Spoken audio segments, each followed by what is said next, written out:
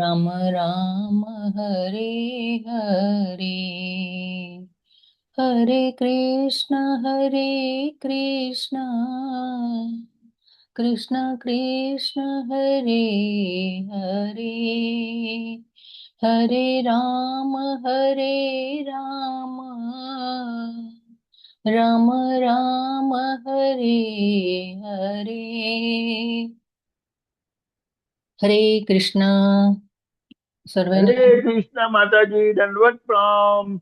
हरे कृष्ण हरे कृष्ण। परेश प्रभु, सुमित्रा माता जी, हरे कृष्ण माता जी, दंडवत ठाकर प्रणाम। प्रभु, नारायणी माता जी, सुमित्रा हरे जी, कृष्ण मीरा माता जी। जी। हरे कृष्ण माता जी। हरे कृष्णा तेजोमयी माता जी, पूनम माता जी, रेखा माता जी, जानकी माता जी, तप्त कांचन गौरांगी माता जी, जीवेश्वर प्रभु। हरे कृष्णा सर्वेने। हरे कृष्ण माता जी, सादर प्रणाम। हरे कृष्ण माता जी, सादर प्रणाम। सादर प्रणाम। तो શરૂઆત કરીએ। તો શ્રી શ્રી રાધા ગોવિંદાના ચરણોમાં પ્રણામ કરી અને શરૂઆત કરીએ, એમના આશીર્વાદ લઈએ, ગુરુના આશીર્વાદ લઈએ, આપણા ક્લાસમાં મંગલતાને વધાવીએ। ઓમ અજ્ઞાન તિમિરાંધસ્ય જ્ઞાનાંજન શલાકયા ચક્ષુરુન્મિલિતમ યેન તસ્मै શ્રી ગુરવે નમઃ। શ્રી ચૈતન્ય મનોભીષ્ટમ સ્થાપિતમ યેન ભૂતલે સ્વયં રૂપઃ કદા મह्यं દતાતિ સ્વપદાન્તિકમ। વંદેહમ શ્રીગુરો શ્રીયુતપદકમલમ શ્રીગુરૂन् વૈષ્ણવાંશ્ચ શ્રીરૂપમ સાગ્રજાતમ સહગણ રઘુનાથાન્વિતમ તમ સજીવમ साद्वैतं सावधूतं परिजनसहितं कृष्णचैतन्यदेवं श्रीराधाकृष्णपादान् सहगणललिता श्रीविशाखान्वितांश्च।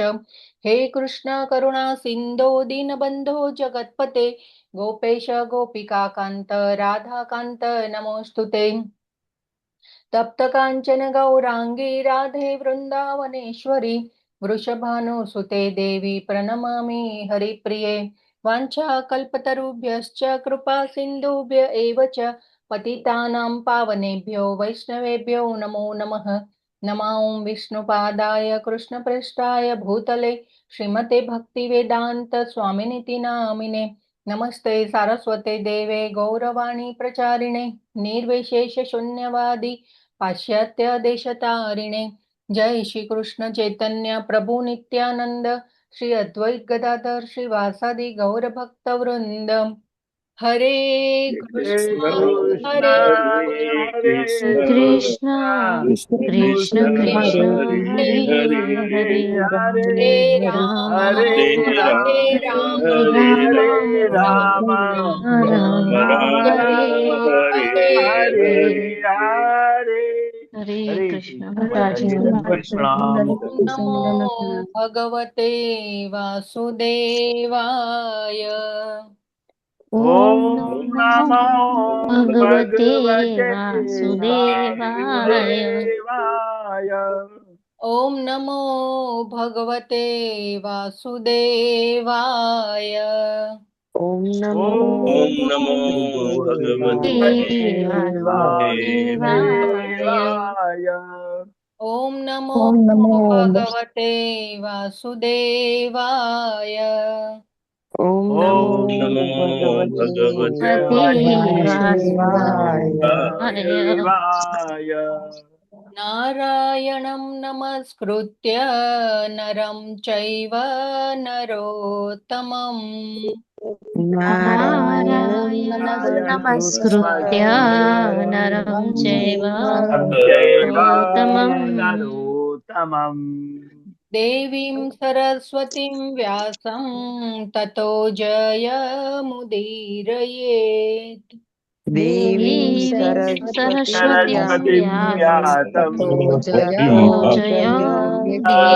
मुदीरये। शृण्वतां स्वकथाः कृष्णः पुण्याश्रवणकीर्तनः। शृण्वतां स्वकथा कथा कृष्ण कृष्ण पुण्याश्रवणकीर्तनः। पुण्यश्रवण कीर्तन। हृद्यन्तः स्थो य भद्राणि विधुनोति सुहृत्सताम्। हृदयन्तराळो भद्राणि भद्राणि विदुनोति विदुनोति पुरीशताम् नष्टप्रायेष्व अभद्रेषु नित्यं भागवत सेवया नष्टप्रायेष्वभद्रेषु नित्यं भागवत सेवया भगवत्या उत्तमश्लोके भक्तिर्भवति नैष्ठिकी भगवत्या श्लोके भक्तिर्भवति नैष्ठिकी તો ઉત્તમ શ્લોક એવા પૂર્ણ પુરુષોત્તમ ભગવાનના ચરણ કમળોમાં નૈષ્ઠિકી ભક્તિની પ્રાપ્તિ એ જ આપણા જીવનનું પરમ લક્ષ્ય છે અને નિત્યમ ભાગવત સેવાયા કરવાથી આપણા જીવનમાંથી અજ્ઞાનનો અંધકાર દૂર થાય છે અને આપણે નૈષ્ઠિકી ભક્તિની પ્રાપ્તિ તરફ આગળ વધી શકીએ છીએ. હરે કૃષ્ણ. માતાજી જપ યજ્ઞમાં કેટલા લોકો જોડાયા હતા? હરે કૃષ્ણ પ્રભુજી, માતાજી સાદર પ્રણામ. હરે કૃષ્ણ, બધાને સાદર પ્રણામ. આજે ઓનલાઈન મંગલા આરતીમાં 113 લોકોએ હાજરી આપી હતી. હરે કૃષ્ણ, હરિ બોલ. હરિ બોલ. ખૂબ ખૂબ ધન્યવાદ. જોડાયેલા ભક્તોને ખૂબ ખૂબ અભિવાદન છે અને અભિનંદન છે. ખૂબ સરસ. તો નિત્યમ ભાગવત સેવયા આપણે ઉદ્ધવજીનું ઉદાહરણ છે શાસ્ત્રમાં કે એમને એમના ગુરુ પાસેથી 1 મહિનો શ્રીમદ ભાગવતમનું શ્રવણ કરેલું હતું. તો આપણે જાણીએ છીએ કે ઉદ્ધવજી જે છે એ એમના પૂર્વજન્મ વસુ દેસાઈ માતાજી તમારું માઇક મ્યુટ કરજો. તો ઉદ્ધવજી જે છે એ પૂર્વજન્મમાં એક વસુ હતા, એ આપણે જાણીએ છીએ. અને એ પછી જો અત્યારે એમને શ્રી કૃષ્ણનો સહવાસ મળેલો છે, નિરંતર એ શ્રી કૃષ્ણની સાથે હોય છે. તો આ કેવી રીતે થયું? તો શાસ્ત્ર કહે છે કે ઉદ્ધવજી જે છે 1 મહિનો કોન્સ્ટન્ટ એમના ગુરુ બૃહસ્પતિ પાસેથી એમને શ્રીમદ ભાગવતમનું શ્રવણ કર્યું હતું. અને એટલા માટે બીજા જન્મમાં એમને આખું, જેને કહેવાય ને કે શ્રી કૃષ્ણની સાથે રહેવાનો સહવાસ મળે છે. તો આપણે બી આટલા ટાઈમથી નિત્યમ ભાગવત સેવયા કરીએ છીએ અને આપણે અત્યારે કળિયુગમાં છીએ. તો આપણું હૃદય જ્યારે શુદ્ધ થઈ જાય પછી આપણે વિચારી શકીએ છીએ કે ભગવાન આપણને સારી ગતિ આપી શકશે, કૃપા કરશે, એવું અભિલાષા આપણે હંમેશા સેવવી જોઈએ. તો આજે આપણે 2 શ્લોક લેવાના છે. સ્કંદ 3 અધ્યાય 14 અને શ્લોક ક્રમાંક 46 અને 47. તો 2 શ્લોક લેવાના છે. તો આપણે 2 પ્રભુજી અને 2 માતાજી એક શ્લોક બોલાવશે, શબ્દાર્થ ભાવાર્થ લઈશું અને પછી આપણે આગળ શ્લોકની સમજણ લઈશું. તો નીચેનો શ્લોક સ્ક્રીન દેખાઈ રહી છે ને?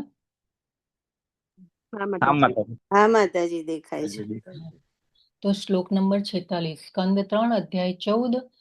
સ્કંદનું નામ છે સંધ્યાકાળે દીતીનું ગર્ભાધાન. શ્લોક ક્રમાંક 46. શરૂઆત કરીએ. યોગૈર્હેમેવ દુર્વર્ણમ ભાવયિષ્યન્તિ સાધવઃ योगैर्हेमेव दुर्वर्णम् साधवः निवैरादिभिरात्मानं यच्छिलम् अनुवर्तितुम्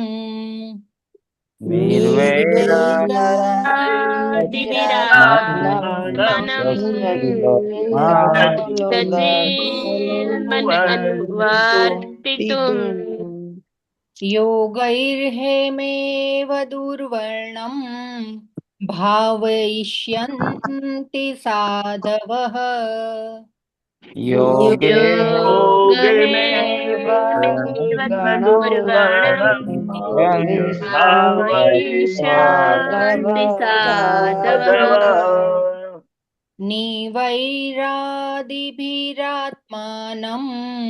यच्चिलमनुवर्तितुम्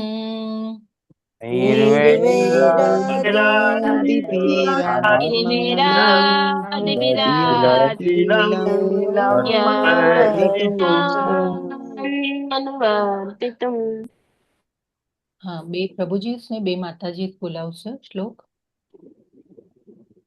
योगैर्हेमेव दुर्वर्णं भावयिष्यन्ति साधवः योगैर्हेमेव दुर्वर्णं वर्णम् भावयिष्यन्ति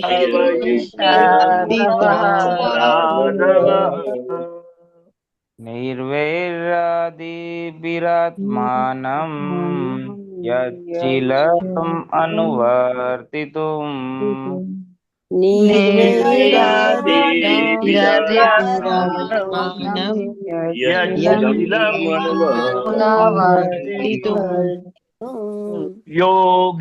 योगैर्हेमेव दुर्वर्णम् भावयिष्यन्ति साधवः योगैर्हेमेव दुर्वर्णं भावयिष्यन्ति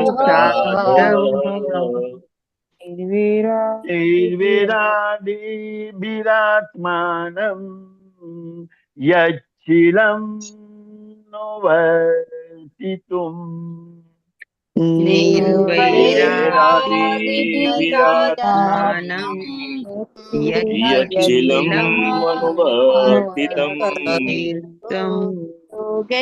योगैर्हेमेव दुर्वर्णं भावयिष्यन्ति साधवः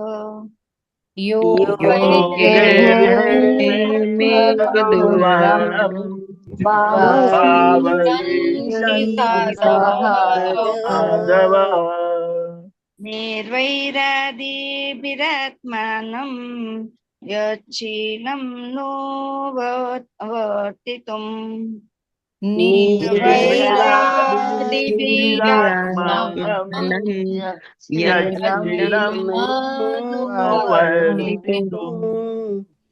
योगे हैमेर्व दुर्वर्णा भावयिष्यन्ति साधवः योगैर्हेमेव दुर्वर्णं भविष्यन्ति साधवः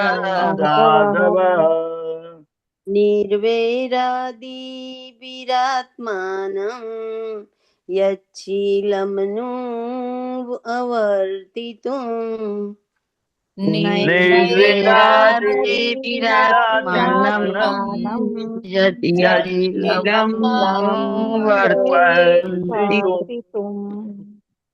योगेमेव दुर्वर्णं भावयिष्यन्ति साधवः योगैर्हेमेव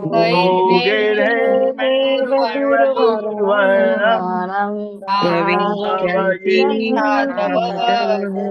साधवः निर्वैरादिभिरात्मानं यच्चिलमनुवर्तितुम् निर्वैरादिभिरात्मानं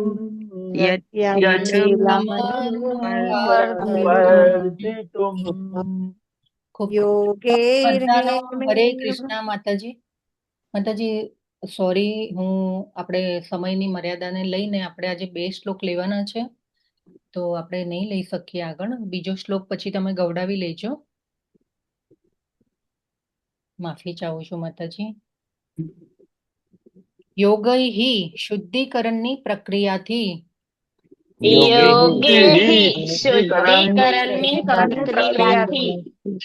હેમ સોનું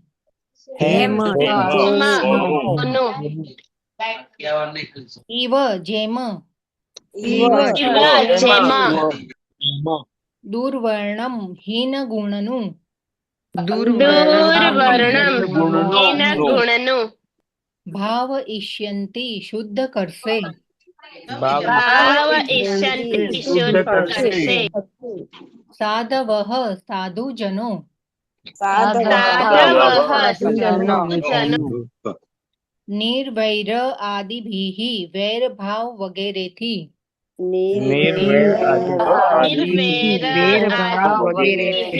વેરભાવ વગેરેથી સોરી નિર્વૈર આદિભિઃ વૈરભાવ વગેરેથી મુક્ત થવાના અભ્યાસ વડે વેરભાવ આદિથી વેરભાવ મુક્ત થવાના અભ્યાસ વડે આત્માનમ પોતે આત્માનમ પોતે યત જેનું યતનું શીલમ ચારિત્ર ચારિત્ર અનુવર્તિતુમ અનુગમન કરવા માટે અનુગમન કરવા માટે અનુવાદ શીલા પ્રભુપાદ દ્વારા શીલા પ્રભુપાદની જય. તેના પગલે પગલે ચાલતા જેમ હલકા ગુણવાળા સોનાને શુદ્ધિકરણની પ્રક્રિયાથી શુદ્ધ કરાય છે તેમ સંત પુરુષો નિર્વૈર ભાવ કેળવીને તેના ચારિત્રનું અનુકરણ કરવાનો પ્રયત્ન કરશે. ભાવાર્થ માટે 4 જણાએ હેન્ડ રેઝ કર્યો છે. આઈ થિંક મયુરી શા માતાજી વાંચો. હા, હરે કૃષ્ણ, જય શ્રી કૃષ્ણ. મનુષ્યની અસ્તિત્વ ધરાવતી દેહાવસ્થાને શુદ્ધ કરવાની પ્રક્રિયા યોગાભ્યાસ મુખ્યત્વે આત્મસંયમ પર આધારિત છે. આત્મસંયમ વિના મનુષ્ય વેરભાવ તજવાનો અભ્યાસ કરી શકે નહીં.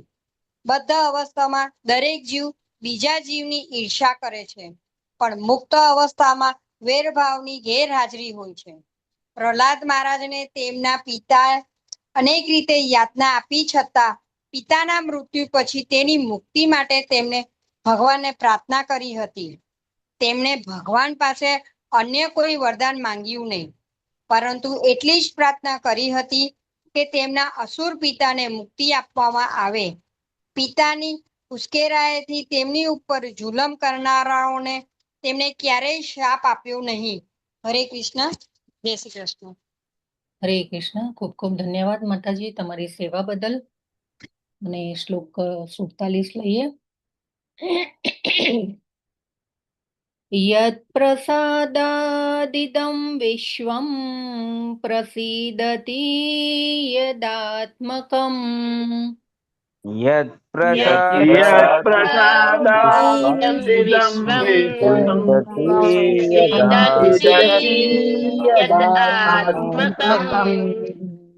તસ્વદક ભગવાન યસ્ય તોષ્યતે નન્યયાદશા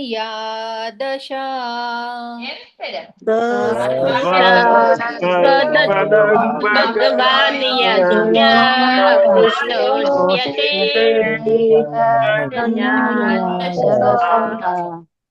બે પ્રભુજી ને બે માતાજી બોલાવશે શ્લોક. પ્રભુજી નો વન. માતાજી યદ પ્રસાદાદિદં વિશ્વં પ્રસીદતિ યાત્યદાત્મકમ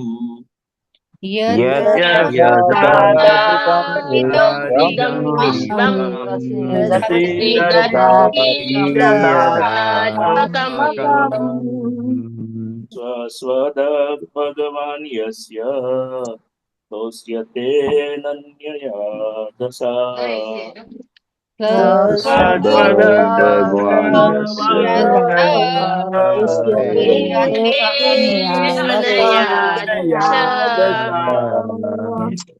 યદ પ્રસાદાદિદં વિશ્વં પ્રસીદતિ યદાત્મકમ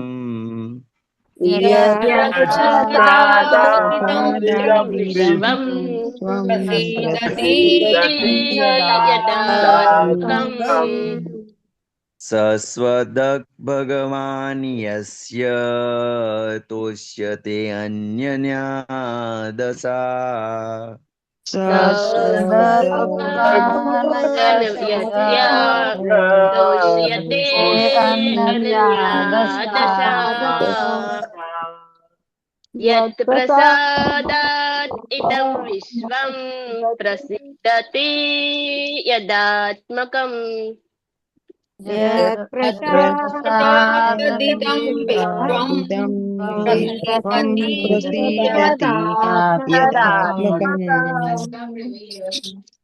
સદગ ભગવાન યસ્ય તોષ્યતે અનન્યા દશા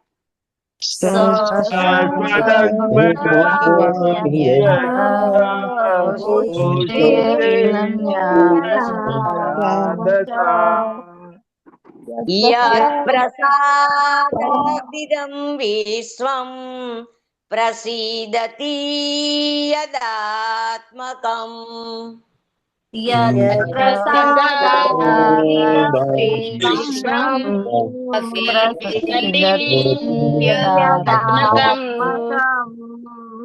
સસ્વદક ભગવાન યસ્ય તોષ્યતે નનયા દશા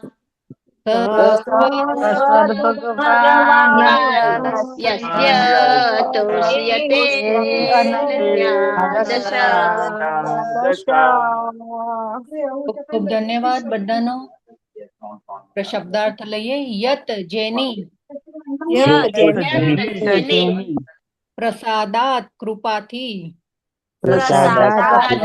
કૃપાથી ઇદં આ વિશ્વમ જગત જગત પ્રસિદ્ધતિ સુખી થાય છે. પ્રસિદ્ધતિ સુખી થાય છે. યત જેના આત્મકમ તે સર્વ સમર્થ હોવાથી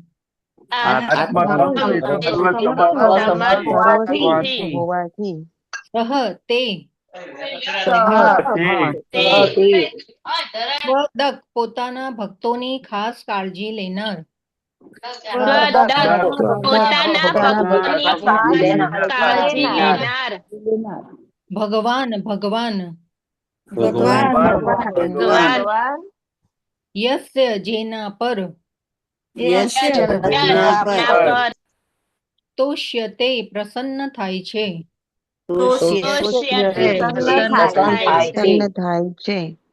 અનન્યયા અનન્ય દશા બુદ્ધિ. અનુવાદ શીલા પ્રભુપાદ દ્વારા. શીલા પ્રભુપાદની જય. બધા લોકો તેમના ઉપર પ્રસન્ન રહેશે કારણ કે ભગવાન સિવાય અન્ય કશાની જે ઈચ્છા રાખતો નથી તેવા ભક્તથી વિશ્વ નિયંતા પરમેશ્વર સદા સંતુષ્ટ રહે. તો ભાવાર્થ માટે ધર્મિષ્ઠા સાથે માતાજી. ધર્મિષ્ઠા માતાજી વાંચો. હરે કૃષ્ણ. ભાવાર્થ મને સ્ક્રીન ઉપર દેખાતો ને ઉપર વાળું માતાજી મેં સ્ક્રીન શેર કરી એટલે ચેન્જ કરી છે. હા હરે ઉપર. હા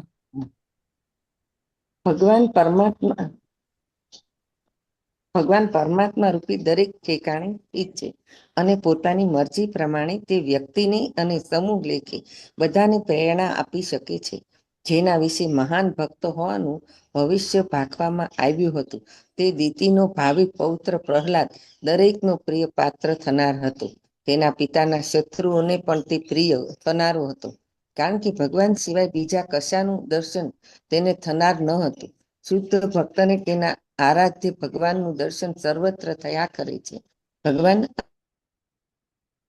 કરે છે કે જેમની અંદર ભગવાન પરમાત્મા તરીકે વસે છે તે સર્વ જીવાત્માઓ પણ શુદ્ધ ભક્તને ચાહે છે કારણ કે ભગવાન તેમના હૃદયમાં વિરાજમાન છે અને તે નિજ ભક્ત તરફ મિત્ર ભાવ રાખવા પ્રેરણા આપી શકે છે. ઇતિહાસમાં એવા પણ દાખલા છે કે જેમાં મહાભયાનક પ્રાણીએ પણ શુદ્ધ ભક્ત તરફ મિત્રભાવ દાખવ્યો હતો.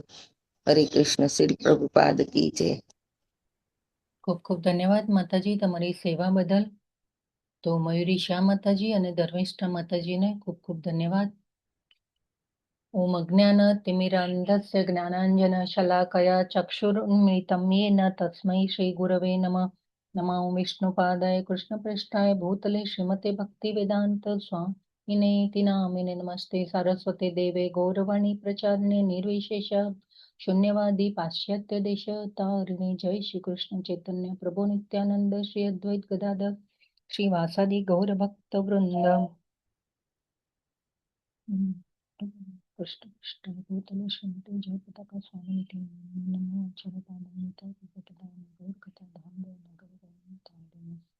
શિલા પ્રભુપાદની જય. જય પતાકા ગુરુ સ્વામી મહારાજની જય. તો આપણે જોઈ રહ્યા છે કોનો સંવાદ ચાલી રહ્યો છે? મૈત્રેયજી અને મૈત્રી મુનિ વિદુરજીનો. અને મૈત્રેયજીનો. તો આપણે આગળના શ્લોકોમાં જોઈ ગયા કે વરા અવતાર આગળના અધ્યાયમાં વરા અવતાર ભગવાને લીધો એક સ્વયંભુ મનુના કાળમાં લીધો હતો અને એક ચાક્ષુષ મન્વંતરમાં ભગવાને લીધો હતો. 2 વરા અવતાર થયા છે. અને એમાંનો સ્વયંભુ મનુના કાળમાં ભગવાન વરાહે ખાલી પૃથ્વીને ગર્ભોદક સાગરમાંથી બહાર કાઢી હતી. કે સ્વયંભુ મનુ અને શત્રુપા જ્યારે પ્રગટ થયા બ્રહ્માજીના શરીરમાંથી ત્યારે એમને રહેવા માટેનું સ્થાન હતું નહીં અને પૃથ્વી જળમાં ડૂબી ગઈ હતી. કયા જળમાં ડૂબી ગઈ હતી?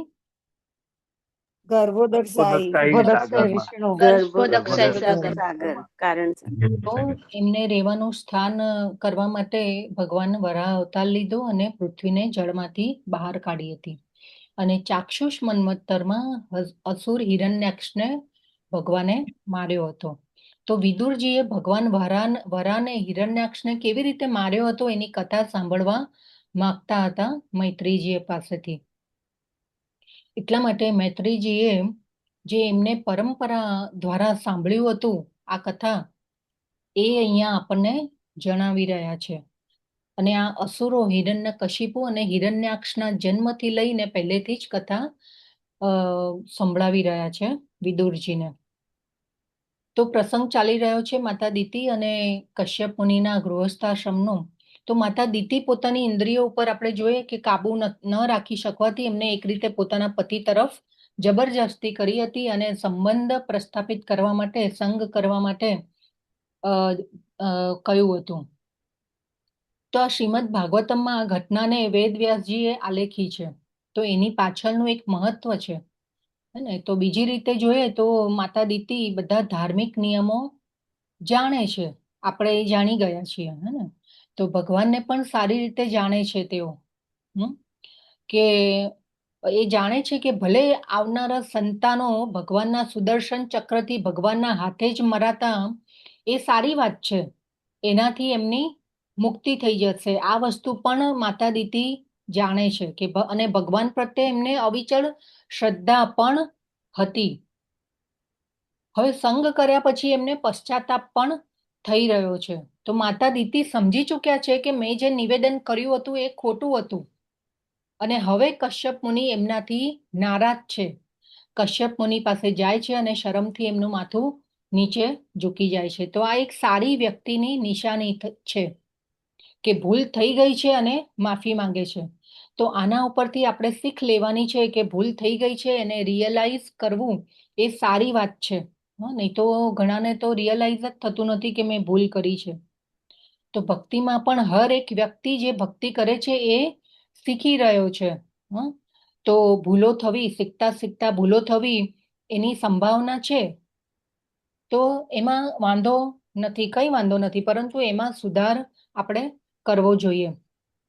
કેમ કે સેમ ભૂલો જ્યારે આપણે વારંવાર રિપીટ ન કરીએ અને સુધાર ન કર્યો તો એ આપણા સંસ્કાર બનતા જાય અને આગળ જતા આપણા વિચારોમાં અને વ્યવહારમાં પછી આવતું જાય.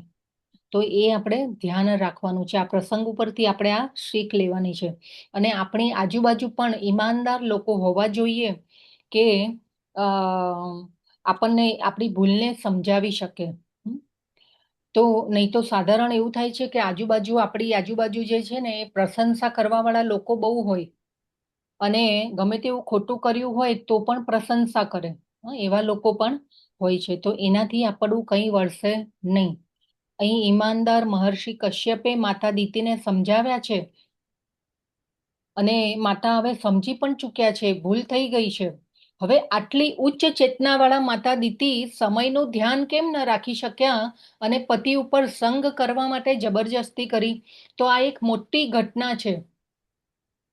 તો આની પાછળનું એક રહસ્ય એ છે કે આ તો થવાનું જ હતું. આ ભગવાન દૈવની ઈચ્છાથી થયું છે અને ભગવાને માતા દીતીને સાધન બનાવીને આ કાર્ય કરાવ્યું. તો ભગવાન તો એક તીરથી અનેક નિશાન તાકે છે. કેમ કે આગળ શું કરવાનું છે? ભગવાનને જય વિજયને નીચે લાવવાના હતા.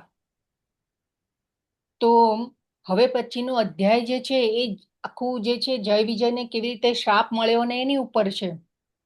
તો પહેલા 4 કુમારો દ્વારા શ્રાપ અપાવ્યો ભગવાને અને જય વિજયને દુશ્મનો બનાવવાના હતા, અસુર બનાવવાના છે. બરાબર ને?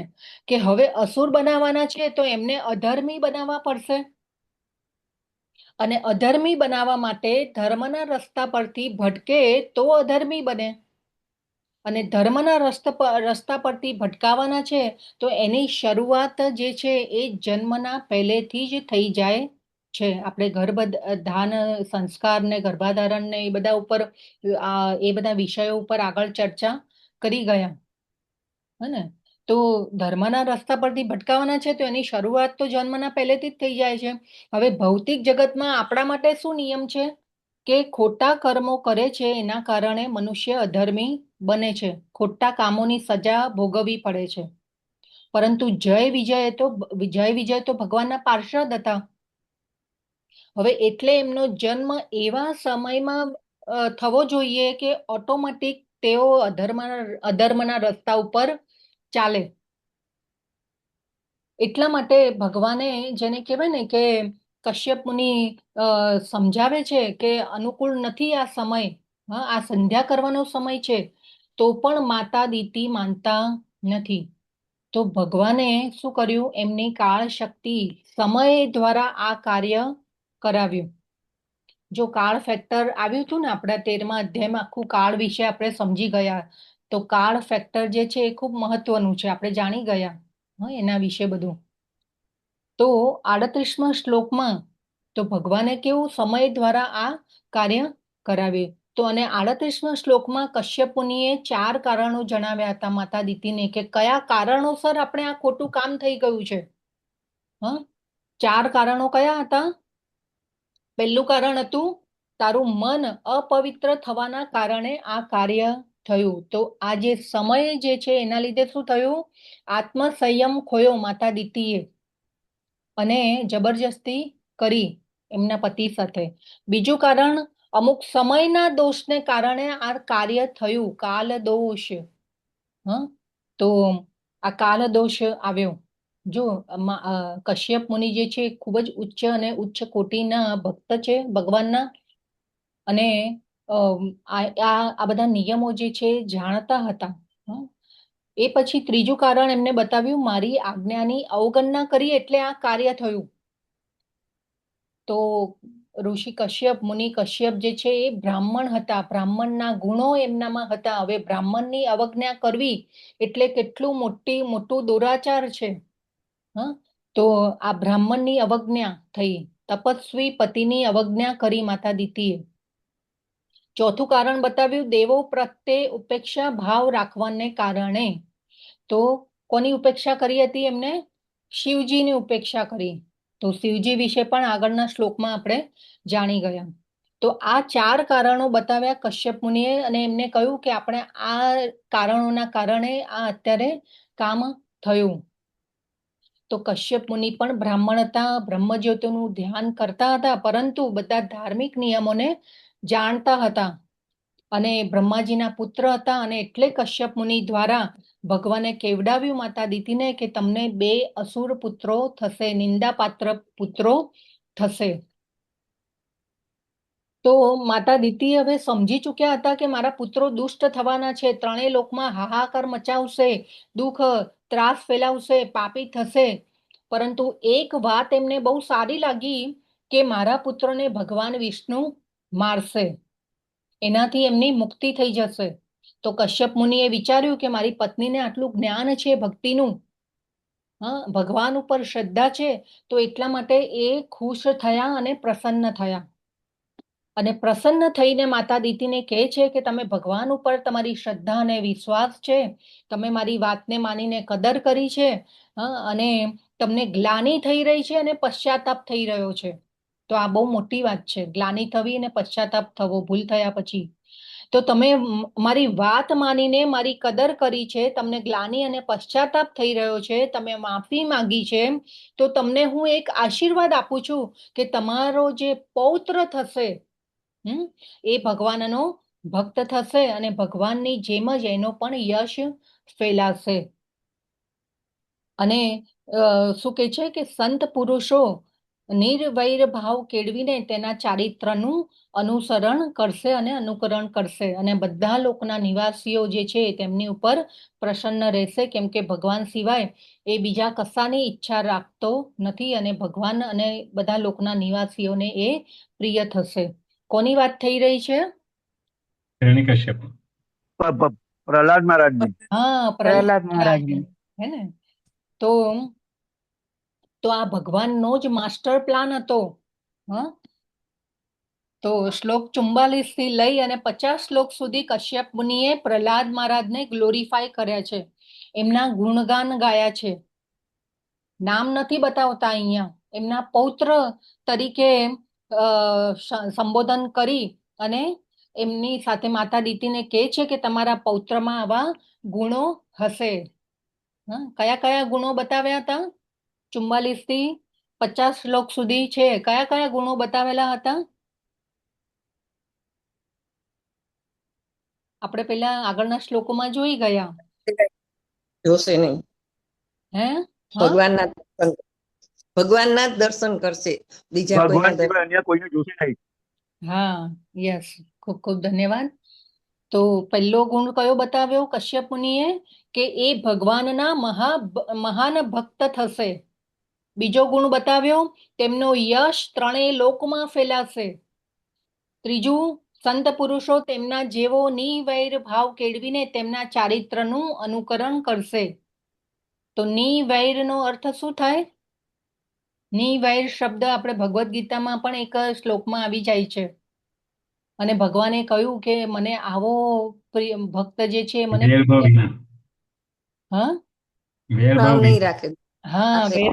કોઈની પણ સાથે શત્રુતા નહીં કરે, તો સમભાવ દર્શાવશે. તો પ્રહલાદ મહારાજે પોતાના પિતા તરફ પણ કરુણા દાખવી છે. કેટલો પ્રયત્ન કર્યો મારવાનો, પણ છેલ્લે એમના માટે પણ મુક્તિની માગણી કરી. ભગવાનને કહે છે કે મારા પિતાને પણ માફ કરી દો. કેટલો, જો આ બહુ મોટી વાત છે, હે ને? તો ભગવાને આવી કરુણા દ્રષ્ટિ જોઈને પ્રહલાદ મહારાજને વરદાન પણ આપી દીધું કે હે પ્રહલાદ, તારી 21 પેઢીઓ તરી જશે અને તારી પેઢીઓ જે બી છે એને હું કોઈને મારીશ નહીં. અને એ પછી બાણાસુર જે છે એને પણ ભગવાને માર્યો નથી. તો આ બહુ, જેને કહેવાય ને કે ભગવાને ખૂબ સુંદર વરદાન પણ આપ્યું હતું પ્રહલાદ મહારાજને. બીજા કયા ભક્ત છે જે નિવૈર હતા, જેમને અજાત શત્રુ તરીકે ઓળખવામાં આવે છે? યુધિષ્ઠિર મહારાજ. યુધિષ્ઠિર મહારાજ, હે ને? તો આ નિવૈર શબ્દ માટે આ 2 જે પ્રહલાદ મહારાજ અને યુધિષ્ઠિર મહારાજના ઉદાહરણો આપણે યાદ રાખવાના. તો આ નિવૈર શબ્દ ભગવદ્ ગીતાને એક શ્લોકમાં આવી ગયો, 11મા અધ્યાય અને 55મો શ્લોક, હે ને? તો ભગવાન કહે છે કે આવો ભક્ત મને પ્રિય છે. કયો શ્લોક છે, કોઈને યાદ છે? મત કર્મ કૃન મત પરમો મદ ભક્ત સંગ વર્જિત નિવૈરઃ સર્વભૂતેષુ યહ સ મામેતિ પાંડવ. તો શું કે છે ભગવાન? આ શ્લોકમાં કે હે પ્રિય અર્જુન, સકામ કર્મ તથા માનસિક તર્ક વિતર્કના સંસર્ગ દોષથી રહિત થઈને જે મારી શુદ્ધ ભક્તિમાં પરાયણ રહે છે, જે મારે માટે જ કર્મ કરે છે, જે મને જ જીવનનું પરમ ધ્યેય માને છે અને જે જીવ માત્ર પ્રતિ મૈત્રી ભાવ રાખે છે, તે નક્કી મને પામે છે અને એવો ભક્ત મને પ્રિય છે. તો પ્રભુપાદ આ શ્લોકના ભાવાર્થમાં લખે છે કે જે મનુષ્ય કૃષ્ણ લોકમાં પૂર્ણ પરમેશ્વરને પામવા ઈચ્છે છે અને ભગવાન સાથે અંતરંગ સંબંધ બનાવવા માંગે છે, તેમણે સ્વયં ભગવાન દ્વારા કહેલા આ સૂત્રને ગ્રહણ કરવું જોઈએ. તો ભગવાનને પ્રિય થવા માટે આપણે શું કરવું પડશે? અસત સંગનો ત્યાગ કરવો પડશે, નિવૈર થવું પડશે, ભક્તોનો સંગ, નિવૈરઃ સર્વભૂતેષુ, કોઈ પણ જીવ પ્રત્યે શત્રુતા નહીં, સંભાવ રાખવો. નહીં તો હા, નહીં તો ભક્ત બનીને પણ આ પ્રભુજી, હરે કૃષ્ણ, વિક્રમે પ્રભુ મ્યુટ રાખજો તમારું માઇક. તો નિવૈરઃ સર્વભૂતેષુ, આપણે બધા જ જીવો પ્રત્યે સંભાવ રાખવાનો છે. નહીં તો ઘણીવાર ભક્ત બનીને પણ આ પ્રભુજી તો આવા છે, માતાજી તો આમ કરે છે, તો આ બધું ચાલતું હોય છે. તો આપણે આત્મ સંયમ રાખવાનો છે. મન, વચન અને કર્મથી કોઈને હાનિ કે દુઃખ પહોંચાડવાનું નથી. અને ભગવાનને દ્વેષ અને ઈર્ષા તો પસંદ નથી જરા પણ. તો ભક્ત પ્રહલાદ જેવી ભક્તિ કરવાની છે. કેવી ભક્તિ કીધી છે? ભક્તિ રસામૃત સિંધુમાં કેવી ભક્તિ કરવાની છે આપણે?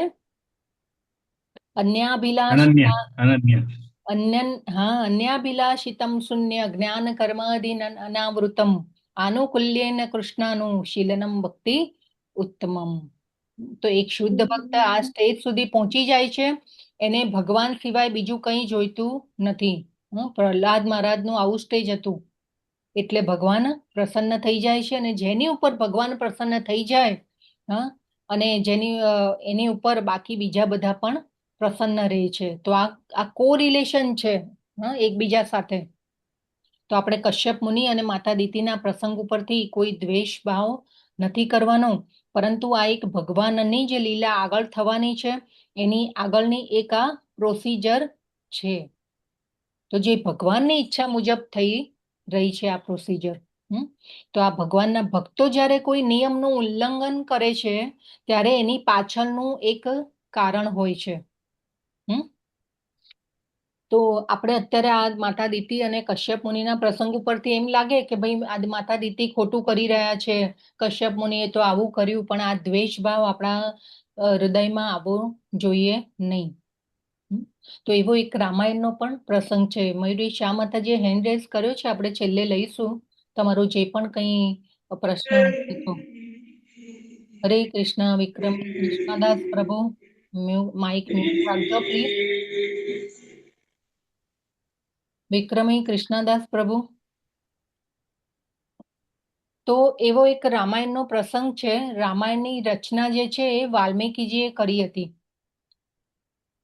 અને હનુમાનજી જે છે એ રામ ભગવાનના ખૂબ મોટા ભક્ત છે, આપણે જાણીએ છીએ. તો હનુમાનજીએ પણ એક ત્રેતા યુગમાં રામાયણ લખી હતી. પણ એ રામાયણ કેવી રીતે લખી હતી? પથ્થરો ઉપર લખી હતી. અને હનુમાનજી, આપણે કદાચ બધાને ખબર જ હશે કે હનુમાનજી પણ ખૂબ મોટા કવિ અને ઓથર છે, લેખક છે. આ બાજુ વાલ્મીકીજી પણ રામાયણ લખીને બહુ ખુશ હતા. અને એકવાર વાલ્મીકીજીને નારદજી અને બ્રહ્માજીએ પ્રેરિત કર્યા હતા લખવા માટે. તો એક દિવસ એવું થયું કે વાલ્મીકીજી ભ્રમણ કરી રહ્યા હતા, ત્યારે તેઓ આ જે હનુમાનજીએ પથ્થરો ઉપર લખેલી રામાયણ લખી હતી ત્યાં આવી પહોંચ્યા. અને એમને જોયું કે આટલી સુંદર રામાયણ છે, અને જોઈને અને વાંચીને એટલા બધા પ્રસન્ન થઈ ગયા વાલ્મીકીજી, અને એટલા બધા એ રામાયણના ગુણગાન કરવા લાગ્યા કે ઓહો, કેટલી અદ્ભુત રામાયણ છે, કેટલી સુંદર રામાયણ, અતિ સુંદર, કોને આ લખી હશે. અને ત્યાં હનુમાનજી પ્રગટ થાય છે. હવે હનુમાનજીએ કહ્યું કે આ તો મેં લખી છે. તો વાલ્મીકીજી પહેલા તો જોઈને ખુશ હતા, પરંતુ હનુમાનજીને જોઈને એમના મનમાં એક જેને કહેવાય ને કે દુર્વિચાર આવી ગયો અને ચહેરો ઉતરી ગયો. હવે હનુમાનજીએ વાલ્મીકીજીને રામાયણની સુંદરતા અને વખાણ કરતા જોયા હતા. જ્યારે વાલ્મીકીજી આ વાંચી અને પ્રસન્ન થયા ત્યારે હનુમાનજીએ આ દ્રશ્યને નિહાળ્યું હતું કે ઓહો, કેટલી સુંદરતાના મારી રામાયણના વખાણ કરી રહ્યા છે. તો હનુમાનજીએ કહ્યું કે વાલ્મીકીજી, કોઈ વરદાન માંગો. રામાયણ જોઈને તમે પ્રસન્ન થયા છો, હું વરદાન આપવા માંગુ છું. કેમ આટલા બધા દુઃખી થયા તમે? તો વાલ્મીકીજીએ કહ્યું કે આ તમારી રામાયણને નષ્ટ કરી નાખો, એને નદીમાં વહાવી દો.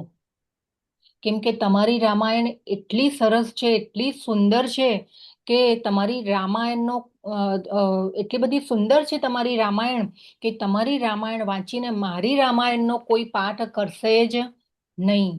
એને વહાવી દો, એને કોઈ નહીં વાંચે. હવે આ સાંભળીને હનુમાનજીને ખૂબ દુઃખ થયું અને પરંતુ તે છતાં એમને વરદાન માંગવા કહ્યું. કેમ કે ભગવાનના ભક્ત છે, કરુણા કરી છે વાલ્મીકીજી ઉપર, તો વરદાન માંગવા કહે છે. અને હનુમાનજીએ તો આ રામાયણને નદીમાં વહાવી દીધી. અને હનુમાનજીએ સાથે શ્રાપ પણ આપ્યો વાલ્મીકીજીને. કેમ કે આ જે બુદ્ધિ જે છે કે ભાઈ તમારી સુંદર છે એટલે મારી રામાયણને કોઈ નહીં વાંચે, આ જે ઈર્ષા, દ્વેષ ભાવ એ કળિયુગી બુદ્ધિ છે. હજી કળિયુગ આવ્યો નથી અને તમે જે આ પ્રદર્શન કર્યું છે દ્વેષ ભાવનું, તો હું તમને શ્રાપ આપું છું કે તમારે કળિયુગમાં જન્મ લેવો પડશે. પરંતુ મારી રામાયણને જોઈ તમે ખૂબ પ્રસન્ન થયા હતા, આનંદ પ્રગટ કર્યો હતો, એટલે જ્યારે કળિયુગમાં જન્મ લેશો તમે ત્યારે ફરીથી રામાયણ તમે લખશો અને લોક ભાષામાં તમે રામાયણ લખશો અને એ બધાને સમજમાં આવશે. અને તમારી રામાયણ અત્યારે જે તમે રામાયણ લખી છે એના કરતા પણ વધારે પ્રસિદ્ધ થશે. અને કળિયુગમાં એ જ વાલ્મીકીજી તુલસીદાસ બનીને આવ્યા અને રામચરિતમાનસ લખ્યું. તો પ્રશ્ન થાય કે જે વાલ્મીકીજીએ નારદજી અને બ્રહ્માજીએ પ્રેરિત કરેલા હતા, એમ્પાવર કર્યા હતા રામાયણ લખવા માટે, એમના મનમાં આ ઈર્ષા કેવી રીતે આવી ગઈ?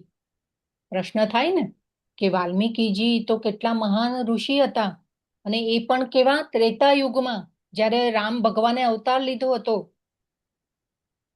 અને જો શ્રીમદ ભાગવતમમાં રામાયણની ભગવાનની લીલાઓને જે સાંભળશે, રામાયણ એટલે કે આ રામાયણ જે વાંચશે, જે રામાયણમાં શ્રીમદ ભાગવતમમાં પણ સુખદેવજીએ જે રામાયણ ઉપર થોડું ઘણું પણ કહ્યું છે, એ રામાયણની લીલાઓને જે સાંભળશે, વાંચશે, એ ઈર્ષા અને દ્વેષ ભાવથી મુક્ત થઈ જશે. એ ફલશ્રુતિ બતાવવામાં આવી છે. તો શ્રીમદ ભાગવતમમાં તો હર એક લીલા પછી ફલશ્રુતિ બતાવવામાં આવી છે. હવે પરંતુ અહીં તો જેમને રામાયણની રચના કરી છે એમનામાં જ આ ઈર્ષા અને દ્વેષ ભાવ કેવી રીતે આવ્યો? આપણને પ્રશ્ન થાય ને.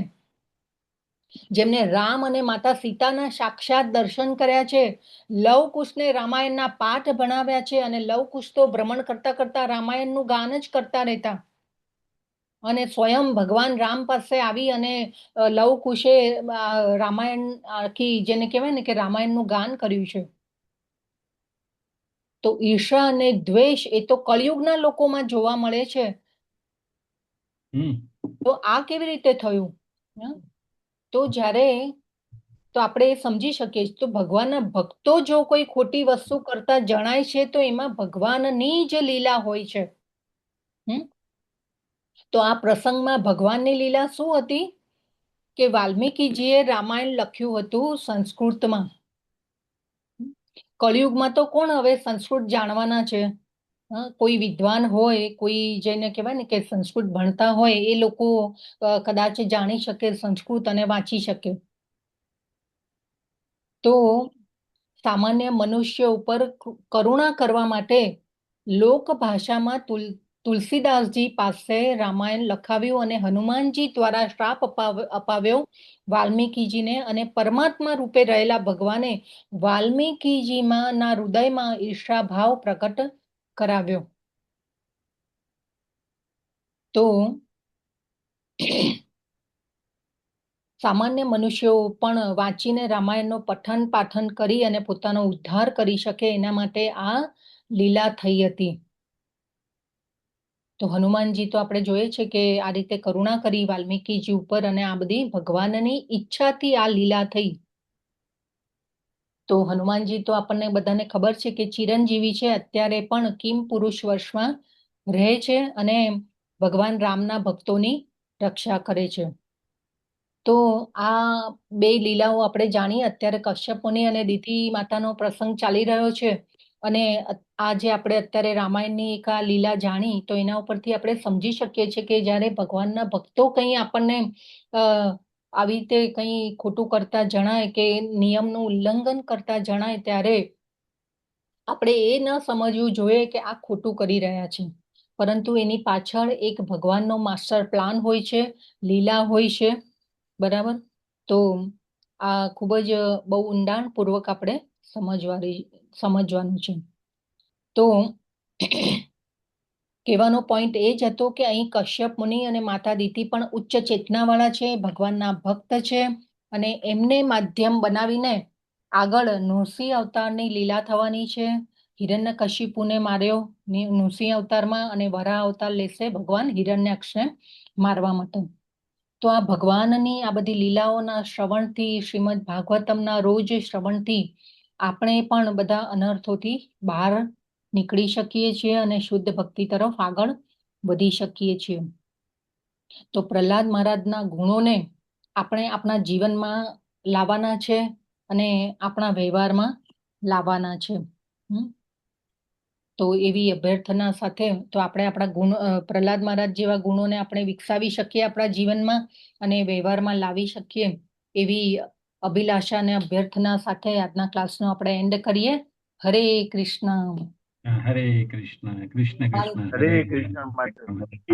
હરે રામ હરે રામ રામ રામ હરે કૃષ્ણ હરે કૃષ્ણ વાસુદેવ ચ હરે રામ પાવનેભ્યો રામ રામ હરે હરે અનંત કોટી વૈષ્ણવ વૃંદ કી જય. જય જય શ્રી રામ પ્રભુ પ્રભુપાદ કી જય. જય. રાજ ગ્રંથ રાજ શ્રીમદ ભાગવતમ શ્રીમદ કી ભાગવતમ જય. કી સદગુરુ સદગુરુદેવ કી જય. હરે હરે કૃષ્ણ કૃષ્ણ હરે કૃષ્ણ કૃષ્ણ કૃષ્ણ હરે હરે હરે રામ હરે રામ રામ રામ હરે હરે હરે કૃષ્ણ માતાજી હરે દંડવત કૃષ્ણ. દંડવત પ્રણામ. હરે કૃષ્ણ માતાજી દંડવત પ્રણામ. રમેશ પ્રભુ કોઈ છે ભક્ત સુદામા સેવા? હરે કૃષ્ણ માતાજી. બિરજુ બલોડિયા માતાજીએ ગઈકાલે તેમના પપ્પા હરસુખભાઈ પ્રભુજીના બર્થડે નિમિત્તે સુદામા સેવા કરેલી હતી. હરે કૃષ્ણ. હા, તો બિરજુ માતાજીના પિતાશ્રીને ભગવાન ખૂબ શુદ્ધ ભક્તિ પ્રદાન કરે અને નૈષ્ઠિક ભક્તિની પ્રાપ્તિ તરફ આગળ વધે, એમનામાં એવી અભિલાષા સાથે આપણે એમના માટે મંત્ર બોલાવશું. હરે હરે કૃષ્ણ હરે કૃષ્ણ કૃષ્ણ કૃષ્ણ હરે હરે હરે રામ રામ રામ હરે